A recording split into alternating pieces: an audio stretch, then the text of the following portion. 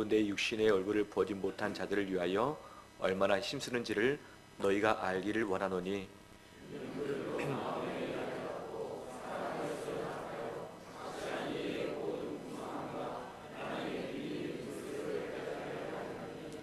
그 안에는 지혜와 지식의 모든 보화가 감춰져 있느니라.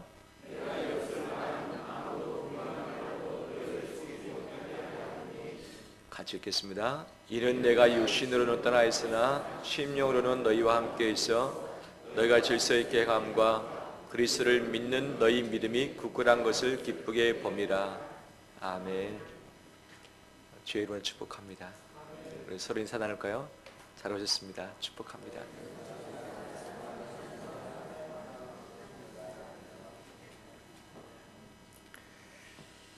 교회 방송 장비 처음에 들었을 때는 참 좋은 것을 했는데 시간이 좀 지나다 보니까 여러 가지 부분이 좀 약해진 부분들이 있습니다. 이전할 때에 가설은 다시 했지만 장비는 다 그대로 가지고 왔습니다. 그래서 연습을 좀 되다 보니까 좀 미스된 부분이 있고 그런데 양해해 주시고 또 잘 관리해서 나갈 수 있도록 하겠습니다. 예배 전에 이렇게 죄송합니다.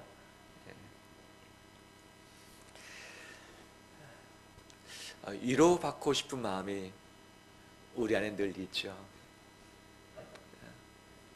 누군가가 내 마음을 깊이 알고 이 마음을 좀 알아줬으면 하는 마음, 어떤 말을 한다 할지라도 나를 좀 있는 그대로 끌어안아 줬으면 하는 그런 마음들이 있는 것 아니겠어요?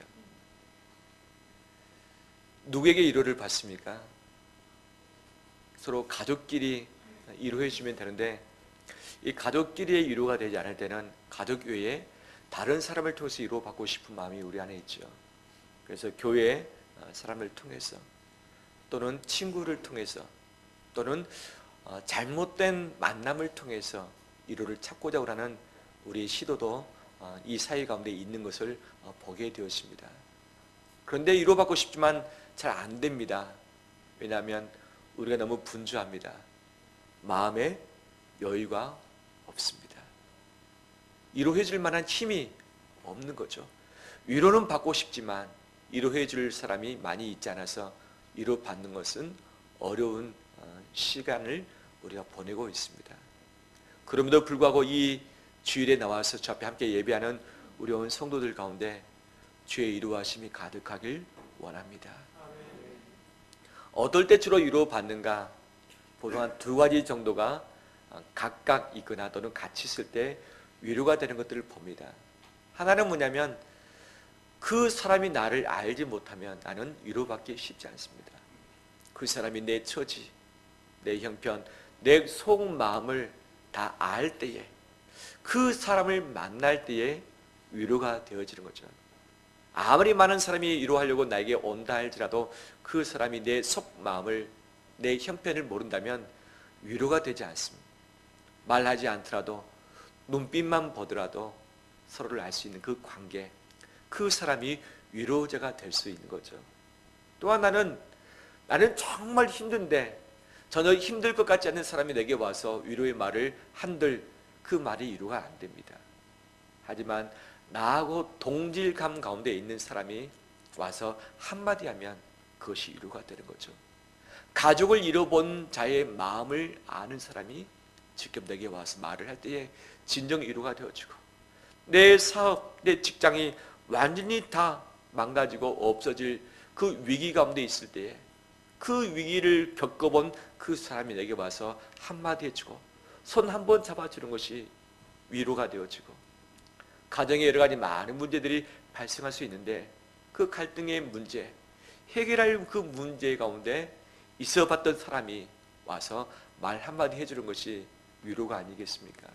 즉 아는 것과 그 다음에 동질감이 있을 때 깊은 위로가 되어지는 것이죠. 내 세상에 이 모든 것을 다 갖추고서 위로해 줄 수 있는 사람이 얼마나 있을까? 얼마나 있을까? 우리 성도들이 저에게 위로받고 싶은 마음이 있는 것을 제가 알고 있습니다. 하지만 저의 능력이 짧고 저의 지식에 한계가 있고 또 제가 아직도 이 잘 갖춰지지 않는 이 부분들이 참 많이 있습니다. 그래서 참 위로를 다 해주지 못하는 이것도 저의 모습이지 않는가 생각이 되었습니다. 우리는 이 땅에서 위로받고 싶고 위로해주고 싶고 하지만 쉽지 않지만 오늘 본문의 바울 사도가 그 위로라는 단어를 쓰면서 내가 이것을 위해서 애를 쓰고 있다라고 말하고 있는 거죠. 바울의 힘쓰고 있는 모양새, 그런 복음의 일꾼으로서, 교회의 일꾼으로서 내가 최선을 다해서 애를 쓰고 있다. 애를 쓰고 있는 그 이유는 세 가지다. 첫 번째, 2절에 보면 너희가 마음의 위안을 받길 원한다. 두 번째, 너희가 사랑 안에서 연합하길 원한다. 세 번째, 하나님의 비밀인 예수 그리스도를 너희가 깨닫길 원한다 라고 하면서 바울의 애쓰는 이 동기의 이유를 세 가지로 말하고 있는 거죠. 그 첫 번째, 마음의 위안을 너희가 얻기 위해서 내가 애를 쓰고 있다 말합니다. 왜 마음의 위안이 되는가? 골로새 교인들이 여러 가지 교회의 어려움 때문에 고통 가운데 있습니다. 또 박해 때문에 위기 가운데 있습니다. 그런데 바울이 현재 어떤 상황인가? 예수 그리스도를 믿고 그분을 전파하다가 이 로마의 감옥에 갇혀 있고 그 안에서 참 고통스러운 나날을 보내고 있는 거죠. 그 어떤 누구보다도 이 고난 때문에, 진리 문제 때문에 어려움 가운데 있는 자기 심정을 알기 때문에 바울의 편지글 하나가 이 골로새 교인들에게 참된 위로가 되어지고 있는 거죠. 함께 있지는 못합니다. 얼굴로는 보지는 못했습니다. 하지만 바울 사도의 그 편지글을 통해서 이 동질감을 느낄 수 있는 바로 그를 통해서 위로해주고 싶은 마음이 바울의 힘쓴 바로 첫 번째 목적이라 할 수 있겠죠. 바울이 이처럼 골로새 교인들에게 위로가 되었던 것처럼 예수 그리스도 역시 바울과 이 골로새 교인들에게 위로가 되고 있다는 사실이죠. 예수 그리스도는 이 골로새 교인들의 처지를 다 아십니다. 예수 그리스도는 골로새 교인들과 바울 사도가 받았던 그 모든 고난, 십자가까지 다 짊어지고서 죽음을 경험했었던 그분이신 것이죠. 바로 그 예수 그리스도가 나를 알고 있습니다. 내가 남편에게, 아내에게 말 못할 사정들, 자식에게 말 못하는 일들, 형제간들과 나눌 수 없는 우리의 가정의 고통들, 내 인생의 큰 부담과 짐들, 나만이 끙끙거리면서 잠 못 자고 제대로 밥을 못 먹으면서 발버둥 치고 있는 그 일들, 사람은, 가까이 있는 사람은 나의 속마음을 깨트려 보지 못하지만 내 마음 안에 계신 예수 그리스도께서 다 보고 계십니다. 다 듣고 계십니다. 다 알고 계십니다. 그분이 히브리서 4장의 말씀 보니까 우리의 연약함을 동정하지 못하실 리가 아니요 모든 일에 우리와 똑같이 시험을 받으셨다라고 말씀하고 있죠. 예수님의 그 깊은 여러 가지 고난의 여정의 삶들, 반대받는 삶들, 십자가에 못 박히는 삶들, 거절받는 것들, 죄인으로서 받았던 이 수많은 벌들, 바로 우리가 겪고 있는 모든 고난을 다 아시는 분이라고 하는 바로 이야기인 거죠. 그 주님이 나를 아시는 것은 고난을 당하셔봤기 때문에, 고통 당해 보셨기 때문에, 이 죄 때문에 죽음을 당해 보셨기 때문에 알고 계시고 내 마음을 진정 동정하고 계심을 믿습니다. 예수 그리스도만이 우리의 진정한 위로자 되십니다. 예수 그리스도만이 나를 아시고 나를 책임져 주시는 분이십니다. 사람은 관계가 좋을 때는 참 잘해줍니다. 하지만 이해의 관계가 얽힐 때는, 서로 갈등이 발생될 때는 서로가 내칩니다. 남이 되어버리는 것이죠. 하지만 예수 그리스도만큼은 내가 주님의 이름을 인정치 못하고 여전히 죄지고 또 넘어지고 주님을 외면하고 멀어진다 할지라도 나를 기다리시고 내게 쳐다봐 주시고 나를 안아주시고 마지막까지 포기치 아니하시는 분임을 믿습니다. 우리 사람들에게는 여러 가지 만남들이 참 많이 있습니다. 이 만남을 통해서 위로를 받아야 하는데 만남을 통해서 위로받기보다는 상처받고 힘든 여정을 살 수도 있는 거죠. 정채봉 작가 에세이의 만남이라는 내용의 이런 만남의 종류를 소개를 해주고 있습니다. 첫 번째, 생선 같은 만남이 있다. 서로 시기하고 질투하고 싸우고 원한을 남기는 만남이다. 이런 만남은 오래 갈수록 더 부패한 냄새를 풍기며 만나면 만날수록 비린내 나는 만남이다. 두 번째, 꽃송이 같은 만남. 꽃은 쉬이 마르고 풀은 쉬이 마르고 꽃은 오래가지 못하는데 피어있을 때는 환호하지만 시들게 되면 버려지는 만남이 그런 만남이다. 세 번째, 지우개 같은 만남. 반갑지도 않고 즐겁지도 않고 그렇다고 싫은 것도 아니지만 만남의 의미가 순식간에 지워져 버리는 바로 그런 만남이 있다. 네 번째, 건전지와 같은 만남이 있다. 달면 삼키고 쓰면 뱉는다는 말처럼 힘이 있을 때는 지키고 힘이 다할 때는 던져버리는 가장 비천한 만남이 건전지 같은 만남이다. 마지막, 손수건과 같은 만남이 있다. 상대가 슬플 때 눈물을 닦아주고 그의 기쁨이 내 기쁨인 양 축하하고 힘들 때는 땀도 닦아주는 아름다운 손수건 같은 만남이 그런 만남 아니냐라고 하면서 우리의 만남을 다시 되짚어주고 내가 비린내 나는 또는 좋을 때는 좋고 안 좋을 때는 버리는 만남이 아니라 손수건같이 위로해주고 닦아주는 그런 삶을 살자라고 하는 이런 희망의 메시지 아니겠습니까? 예수 그리스도가 우리의 눈물과 우리의 땀방울을 닦아주고 계심을 믿습니다.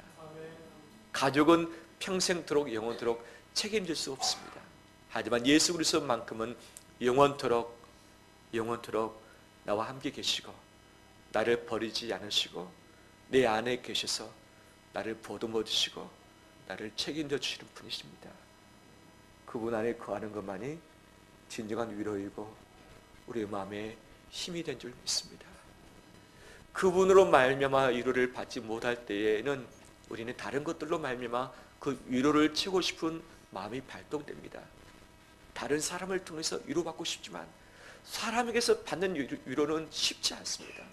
위로 받으려고 찾아가는데 도리어 상처가 되어지고 도리어 낙심이 되어지고 원한 관계가 되어지는 그런 관계들이 참 많이 있고 그래서 전혀 엉뚱한 곳에 가서 잘못된 만남을 통해서 위로받는 그런 부분도 있지 않습니까? 또 어떤 경우는 쇼핑을 통해서 어떤 것을 소유함을 통해서 어떤 물건을 내가 가짐으로 말미암아 내 마음을 치워버려 가고 있고 또 어떤 경우는 돈을 막 쓰면서 소비를 통해서 내 마음을 너무 해소시키려고 합니다. 소비와 소유, 잠깐의 위로가 된 것처럼 보이지만 이것은 내 영혼을 갉아먹는 쥐새끼 같은 이것들입니다. 내 영혼을 갉아먹습니다. 소유와 소비를 통해서 절대 내가 귀한 위로가 될 수 없습니다. 예수 그리스도는 나를 소유하시고 그 예수 그리스도의 위로가 내 안에 소비되어질 때만 진정한 위로의 삶 가운데 머물게 된 줄 믿습니다. 다른 것을 통해서 내 마음의 위로를 얻기보다 다른 곳에 가서 찾기보다 예수 그리스도 안에 머물면서 그분이 주시는 귀한 위로 가운데 머무는 우리 되시길 주의 이름으로 축원합니다. 또한 바울은 두 번째 애쓰는 이유를 사랑 안에서 연합하도록 하기 위함이다 라고 말하고 있는 거죠. 고로새 교인들은 잘못된 교리가 들어와서 서로 원수지간이 됐고 서로 싸웁니다. 서로 갈등 가운데 있습니다. 이것이 오래 지속되다 보니까 교회에 오면 즐거움이 없습니다. 교회에 오면 당파가 있습니다. 교회에 오면 서로 민감해서 막 서로 물고 뜯는 이런 관계들이 발생을 했었던 거죠. 바울은 말합니다. 너희가 이제는 그만 싸우고 사랑 안에서 서로 하나 되었으면 좋겠다. 비진리, 거짓된 것은 단호하게 쳐내야 되지만 비진리 아닌 다른 것이 다름을 통해서 너희가 서로 갈라지는 것은 아니다. 예수 그리스도 사랑 안에 머물 때에 너희는 연합될 수 있고 서로 하나 될 수 있다. 바로 이 에베소서 빌립보서 말씀하시기도 예수 그리스도의 피로 말미암아 우리가 서로 가까워졌다. 그분 안에 있기 때문에 우리가 겸손하게 되어져서 서로를 나보다 남을 낮게 여기게 된다. 이 안에서 서로 하나 되어지고 사랑할 때에 세워져 가고 사랑할 때에 온전케 되는 것 아니겠느냐라고 강조를 하고 있는 거죠. 우리는 서로 다릅니다. 서로 다릅니다. 생각이 다르고 삶의 패턴이 다르고 신앙이 다르고 우리의 추구하는 것도 다르고 밥 먹는 우리의 모든 것도 습관도 다 다른 거죠. 하지만 예수 그리스도 한 분만큼은 동일합니다. 예수 그리스도 한 분만큼은 우리의 공통 분모인 거죠. 그분 안에 있으면, 그분의 십자가 안에 있을 때에 바로 그분을 통해서 우리가 용납받고 그분 안에 하나가 된 것처럼 바로 그분의 사랑을 가지고 나갈 때에 연합되고 하나 되게 될 줄 믿습니다. 내가 사랑할 자를 사랑하는 것 누구든지 할 수 있습니다. 내가 용납할 수 있는 사람을 용납하는 것 누구든지 할 수 있습니다. 하지만 진정한 사랑의 연합은 사랑할 수 없는 사람을 내가 참아내는 것, 도저히 용납할 수 없는 사람을 내가 용납해내는 것, 함께 있기 싫어하는 그 사람과도 함께 있어주는 것이 진정한 사랑의 힘인 줄 믿습니다. 내가 결단하고 애를 쓴다 할지라도 이것이 되느냐? 안 되는 거죠. 예수 그리스도의 충만함이 내 안에 있을 때, 그 힘 가지고 내가 살아갈 때에 이것이 서로 사랑해서 연합하게 할 줄 믿습니다. 우리 가족끼리 오래 살다 보면 서로 좋을 때도 있지만 왼수지간이 될 때도 있고, 저 사람이 내 마음을 몰라주고 내 마음을 흡족하게 못함으로 말미암아서 싫어질 때가 있고, 권태기에 있을 때가 있고, 좀 떨어져서 지냈으면 좋겠다는 마음이 생기죠. 혹시 안 생기신 분 계십니까? 쉽지 않을 겁니다. 예수 그리스도 그 십자가 그 육체의 가운데 있을 때에 우리는 내 자존심의 문제를 극복할 수 있고 내 한계를 뛰어넘을 수 있게 되어집니다. 내가 사랑하지 못할 자, 참지 못할 자, 도저히 함께 거하지 못할 그 사람, 나의 힘과 노력이 아니라 예수 그리스도의 이름의 힘으로, 예수 그리스도의 사랑의 힘으로 그것들을 감당해내게 될 줄 믿습니다. 다시 한번 이 시간 내 자신을 십자가에 못 박고, 십자가에 못 박고 그리스도의 그 사랑의 힘으로 우리 가족을 참아내며 붙들어주며 정말 힘든 우리 성도를, 우리 이웃들을 마지막까지 떠나지 않고 등 돌리지 않고 함께 손을 모으고서 나가는 우리 되시기를 주의 이름으로 축원합니다. 바울이 정말 힘쓰고 있는 세 번째 이유, 바로 깨닫게 하려 함이다. 2절 말씀을 다시 한번 읽겠습니다. 우리 함께 봉독합니다. 이는 그들로 마음의 위안을 받고 사랑 안에서 연합하여 확실한 이해의 모든 풍성함과 하나님의 비밀인 그리스도를 깨닫게 하려 함이니. 아멘. 이 깨닫게라는 단어는 에피그노시스, 가까이 있으면서 알도록 해준다, 그 사람이 알 때까지 설명을 해준다라고 하는 의미가 있는 거죠. 그러면 그 무엇을 깨닫게 하는가? 그리스도를 깨닫게 합니다.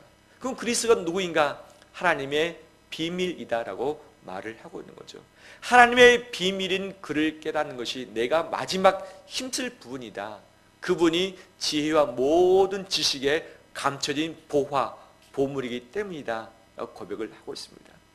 그래서 2절 말씀을 순차적으로 이 위안을 받는 것, 사랑 안에서 연합하는 것, 세 번째 그리스도를 깨닫는 것인데, 이 쉬운 성경에는 이것이 정반대로 되어 있습니다.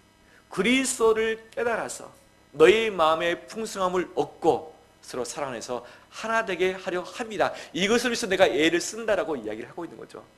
해석의 순서가 달라지는데, 그러면 1, 2, 3단계로 나갈 수도 있고 3, 2, 1단계로 나갈 수 있는데, 이 세 개들은 서로 한 묶음이라는 것을 우리는 알게 되는 거죠.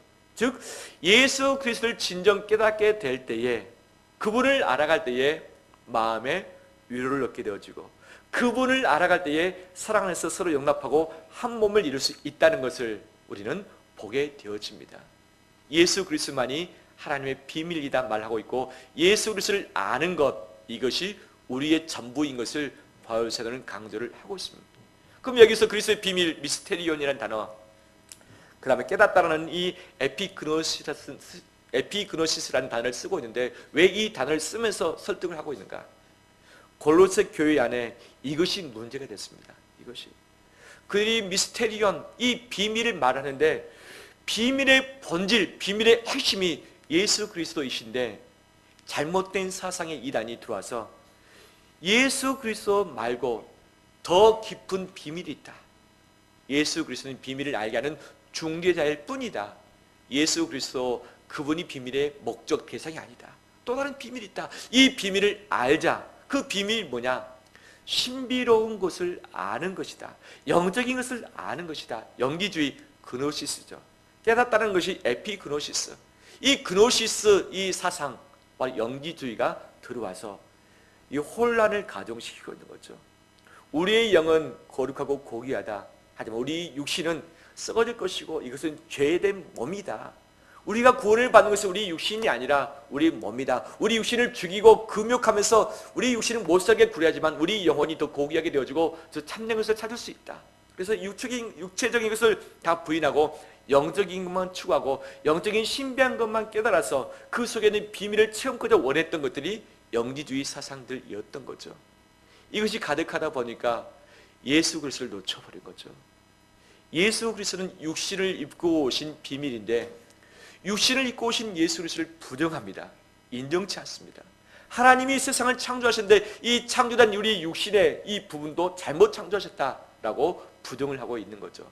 즉 그들은 진정한 기독교인이라 할 수 없고 이 히랍 사상과 서로 섞여진 이 이단 사상이라 할 수 있는 것인데 이것이 교회 안에 들어와서 혼란을 가중시켰습니다. 다시금 그들이 잘 쓰고 있는 이 미스테리온, 그다음에 그노시스라는 단어를 가지고 바울은 그들을 다시 고쳐줍니다. 비밀은 다른 것이 아니라 예수 그리스도이시다. 우리가 그노시스 하는 것은 예수 그리스도 그분을 알아가는 것이고 그분을 깨닫는 것이다. 이것이 우리의 전부이다. 이것 외에 다른 것이 없다라고 하고 있는 거죠. 우리 역시 신앙의 전부는 예수 그리스도이십니다. 하나님의 비밀 예수 그리스도가 우리의 모든 것 됨을 믿습니다. 그것보다 더 깊은 것은 없습니다. 그것보다 더 우선순위도 없습니다. 그 어떤 다른 것이 이것보다 앞서는 것은 이단입니다. 이 골로새 안에 또 다른 이단들이 있었죠. 2장에 쭉 보면 너희가 절기를 지키는 것과 안식일, 이 문제 가지고 너희가 협박당하고 있는데 이것에부터 자유하라. 이들이 예수 그리스도 공로, 그 공로 하나 가지고 승리해야 할 텐데 예수 그리스도 공로를 의지하는 것이 아니라 율법을 지킴으로, 절기를 지킴으로 우리의 행위 공로를 가지고 인정받고 싶은 마음이 이들 안에 있었던 거죠. 그래서 예수 그리스도의 그 모든 것을 약화시키고 있는 것이 바로 이 골로새 안에 있는 문제들이었고, 또 자기 자신에게 고행을 강조합니다. 금욕주의, 금식하면서 육체를 비하시키는 일들이 있는 거죠. 육체를 거룩하지 않다라고 말을 하고 있는데, 그래서 이 먹는 것 먹지도 않고 이 먹는 문제 갈등들이 이 안에 있었던 것이죠. 근데 우리 몸도 하나님이 지으신 작품이기 때문에 우리 몸도 건강하게 관리를 해야 되고 좋은 것을 먹여줘야 되는 것이 우리의 과제일 텐데 이것을 인정치 않고 있는 거죠. 바로 율법주의, 신비주의, 고행주의가 있는 이 안에서 바울은 오직 예수 그리스도가 우리의 목적이고 예수 그리스도가 하나님의 비밀이고 예수 그리스도가 지혜와 모든 지식의 보화, 보물, 감춰진 것이다 말씀하고 있습니다. 그분이 우리의 보화, 우리의 보물 되십니다. 땅속에 보물이 있다면 보물이 나올 때까지, 찾을 때까지 다 파고 들어가는 것 아니겠습니까?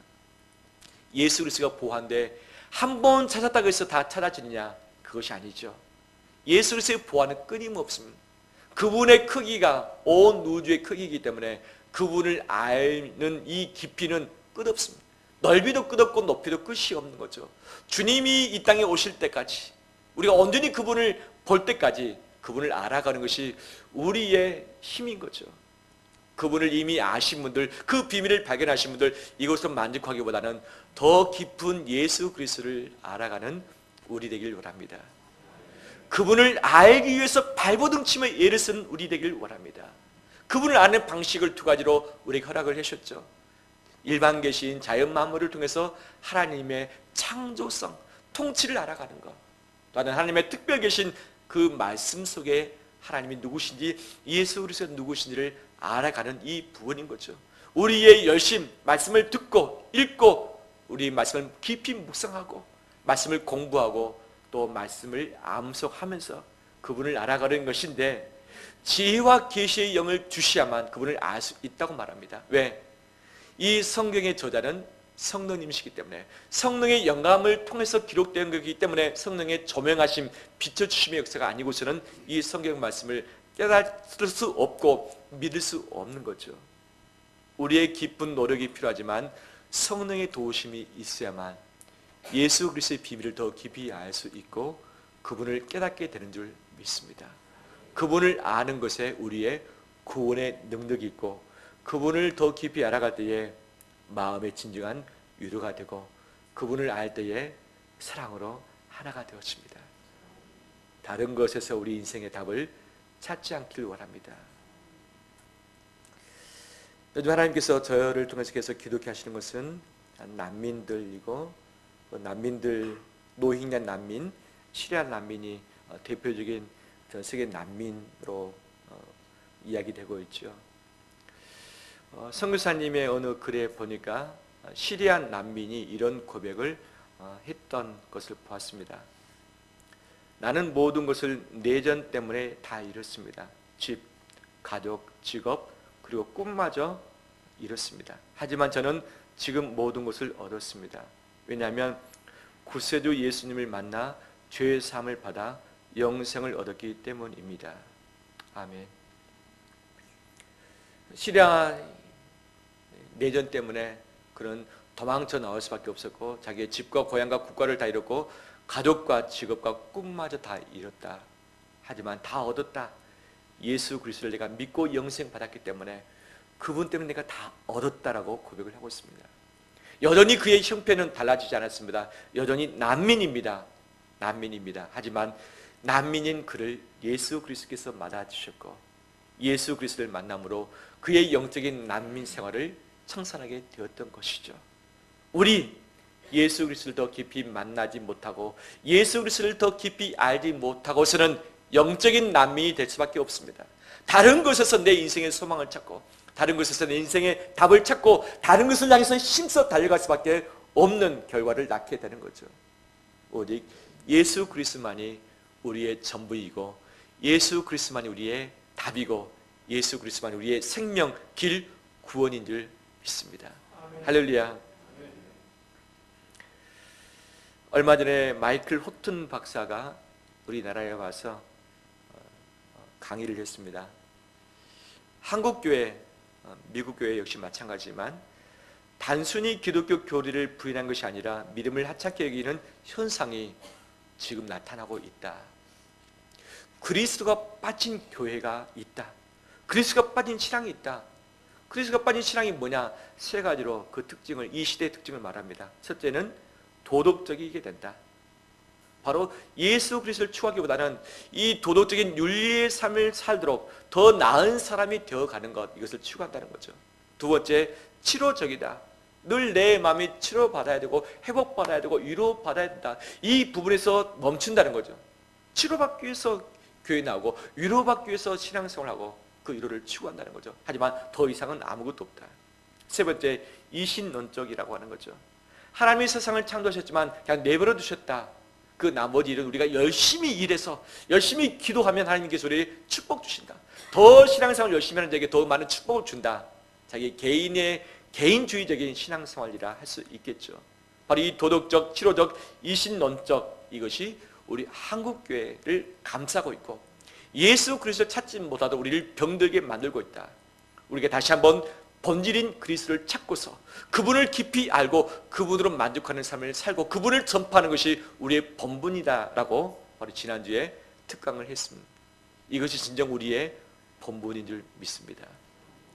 예수 그리스도가 중심이지 않을 때는 이기주의, 자기중심, 자기 위로, 자기 만족, 자기 욕심, 자기 가족, 자기 우선, 자기 자랑, 이런 것들로 말미암아 채우려고 애를 쓰고 있는 거죠. 하지만 이 모든 것을 아무리 애를 써도 만족할 수 없습니다. 절대 만족 불가합니다. 예수 그리스도만이 텅 비어진 마음을 채울 수 있습니다. 예수 그리스도만이 생명을 줄 수 있습니다. 예수 그리스도만이 우리의 참된 길이 되십니다. 혹시 다른 것을 찾고 있지는 않습니까? 혹시 다른 것을 의지하고는 있지 않습니까? 혹시 다른 것을 소유함으로 말미암아서 마음에 위로받고 싶은 마음은 없습니까? 이 모든 것들을 주 앞에 회개하길 원합니다. 회개하길 원합니다. 저 역시 입으로는 반듯하게 그리스도의 진리를 증거한다고 하지만 제 삶을 돌아볼 때에 여전히 그리스도 외에 다른 것들을 추구하고 알려하고 있고 붙들려 하고 있는 것이 바로 저희 본 모습이죠. 이 말씀 앞에 제 자신부터 회개합니다. 회개합니다. 생명이 빠져버린 형식 가지고 그것들을 붙들고 그것들이 나를 살게 할 것처럼, 그것들이 나를 만족해 할 것처럼 애를 쓰는 이 모든 거짓된 우상들을 다 던져버리는 우리 되길 원합니다. 회개함으로 십자가에 못 박는 우리 되길 원합니다. 예수 그리스도만이 참된 우리의 위로 되시고, 예수 그리스도만이 참된 우리의 사랑에 연합되시고, 예수 그리스도만이 하나님의 비밀 되십니다. 다른 것은 없습니다. 사람을 통해서, 소유를 통해서, 소비를 통해서 만족 누리고 싶은 이 모든 것들을 다 십자가에 못 박아 버리고 다시 한번 주님을 찾고 그 보화를 찾아 나가는 우리 삶의 여정 되시기를 주의 이름으로 축원합니다. 기도하겠습니다.